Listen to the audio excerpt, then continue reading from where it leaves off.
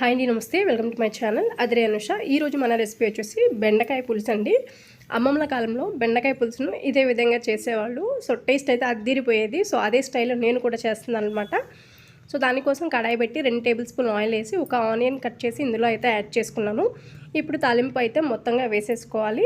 దానికోసం ఒక 4 వెల్లుల్లిని ఈ విధంగా దంచి వేసుకున్నాను. అలాగే ఒక ఎండుమిర్చి, తాలింపు దినుసులు మొత్తం కూడా వేసుకొని చక్కగా తాలింపు పెట్టుకోండి. తర్వాత మనం కట్ చేసి పెట్టుకున్న బెండకాయలను అయితే ఇందులో వేసుకోవాలి. బెండకాయలు ముందుగా కడిగి ఒక పొడి క్లాత్తో తుడిచేసి ఆ తర్వాత కట్ చేసుకుని పెట్టుకోవాలి. మీరు బెండకాయలు ఇంకా కొంచెం పొడవుగా కూడా కట్ చేసుకోవచ్చు. మేము నార్మల్గా కట్ చేసేసాము.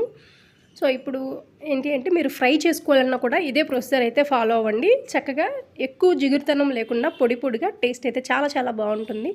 చూసారు కదా, ఎక్కడ కూడా జిగురు అనేది లేదు. వీటికి చాలా నీట్గా కనిపిస్తున్నాయి మనకి. ఇప్పుడు ఇందులోకి ఒక 1/2 స్పూన్ పసుపును అయితే వేసాను. 1 స్పూన్ ఉప్పును కూడా వేసాను. మొబైల్ నేనే పట్టుకొని వీడియో షూట్ చేస్తున్నాను కాబట్టి అప్పుడప్పుడు స్క్రీన్ అనేది కొంచెం షేక్ అవుతుంది. కొంచెం అడ్జస్ట్ అవ్వండి. ఈ విధంగా చక్కగా మనం దగ్గరుండి కలుపుకుంటూ ఉండాలి. చూసారు కదా, ముక్కలు అనేవి ఎక్కడ కూడా జిగురుతనం లేదు. మీరు ఫ్రై చేసుకున్న ఇదే విధంగా ట్రై చేస్తే చాలా టేస్టీగా వస్తుంది అనమాట మనకి. దీంట్లోకి ఒక పెద్ద నిమ్మకాయ సైజ్ అంత చింతపండుని అయితే తీసుకుని 10 నిమిషాల ముందు నానబెట్టి పెట్టుకున్నాను. సో దట్ మనకి జ్యూస్ తీసడానికి ఈజీగా వచ్చేస్తుంది కాబట్టి. ఈ విధంగా సగం మగ్గిన తర్వాత 1.5 స్పూన్ కారం అయితే యాడ్ చేశాను ఈ కర్రీలో నేను. మొత్తం అంతా కలిసేలాగా ఈ విధంగా కలిపేసేయండి.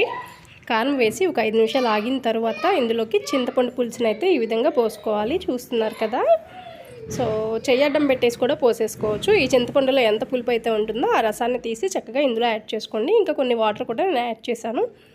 ఈ ముక్కలు మునగా అంటే మనకి పులుసు గ్రేవీని బట్టి మనం వాటర్ అనేది వేసుకోవాలి. ఒక 10 నిమిషాల పాటు చక్కగా ఈ విధంగా ఉడకనివ్వండి. ఇప్పుడు చూడండి, చక్కగా దగ్గర అయిపోయింది.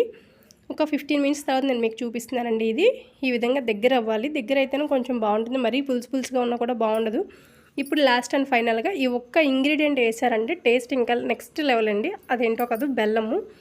ఈ బెల్లం వేస్తే ఈ పులుసుకి ఎంత టేస్ట్ వస్తుందో చెప్పలేమండి. చాలా అంటే చాలా బాగుంటుంది. ఒకసారి ట్రై చేయండి డెఫినెట్గా. ఈ బెల్లం అంతా కూడా చక్కగా కరిగిపోయేలాగా అటు ఇటు తిప్పుతూ ఒక్క 5 మినిట్స్ ఈ కర్రీని గ్యాస్ మీద ఉంచి ఉడకనివ్వండి.